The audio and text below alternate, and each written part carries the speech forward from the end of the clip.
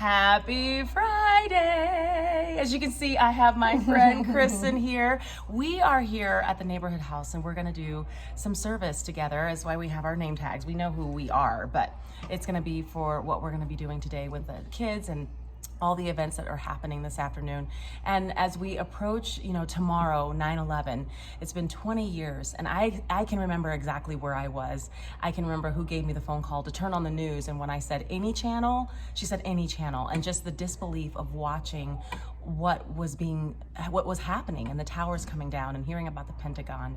And so as I was coming home yesterday with my children, my 9-year-old was like, Mom, we learned about what happened on 9/11 and the planes. And so she's learning about it, never having experienced it, will never know what we were feeling at that time as Americans, those in New York and around. And so it got me thinking about the day after and the calm and just the celebrations of the firefighters and all the first responders that were attending and the memorials that we have to this day because of it.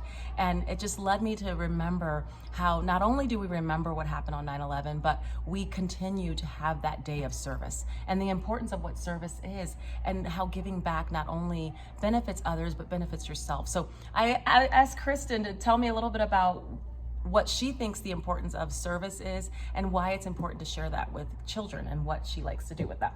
Yeah, absolutely. I love to do service with children, for children and families, and lifting families and children and parents and anyone we really can. I have a couple of thoughts on service that I think make a difference, because sometimes you can go to a service project and leave and you never think about it again. And so one thing that I would say is make it personal. Like, get down, get dirty, make it personal. What does that mean? Does that mean literally you're getting your hands dirty? Maybe it does. Like, I want you to get uncomfortable. I want you to get out of your bubble. I want your kids to be uncomfortable. When my kids are at service projects and they're like, we're hot, we're hungry, and I'm like, perfect. That's exactly how I want you, because I want you to go home and be like, I'm changed. I'm changed because it was personal. It meant something to me because I was a little bit uncomfortable. I was either out of my comfort zone. I was talking and working with people I don't normally, and it was a little uncomfortable. Uncomfort is what creates change. So make it personal. If you're trying to save the whales and you don't care about whales, don't do that. If you care about single moms, go and help single moms. Do something that's really going to stick, because it will continue to be in your heart and you will go back. Number 2 is show up.